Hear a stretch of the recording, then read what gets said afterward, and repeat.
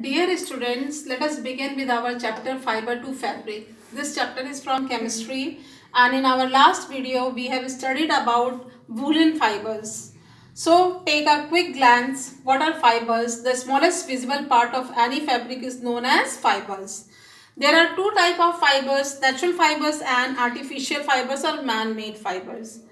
Natural fibers we get from nature and the sources are plant and animals. You have studied about plant fibers and you have studied about wool. Now in this chapter we will cover silk.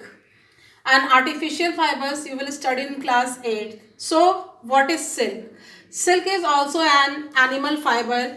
It is a natural fiber which is obtained from silk moth. So silk fibers are also animal fibers and it is made up of protein. Silk is the strongest natural fibers. So here is life cycle of silk moth or life history of silk moth. You will better understand from this figure. At first, female silk moth lays 100 of eggs together, and after few days, these eggs are hatched up and grows into small insect known as caterpillars or larvae.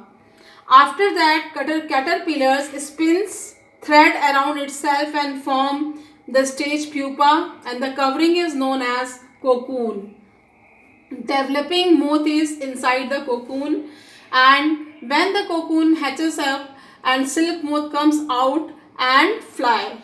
But mostly the branch of science which deals with the rearing and breeding of silkworms for getting silk is known as sericulture. Those people who are involved in this occupation, they will kill the silkworms or they will boil the silkworms in cocoon stage, because if they will not kill the insects, the insect cuts the thread and fly, and this result in a small amount of fiber. So to get fine fibers, the cocoons are boiled up into warm water. So silk are of many types: muga silk, tussar silk, kosi silk, etc.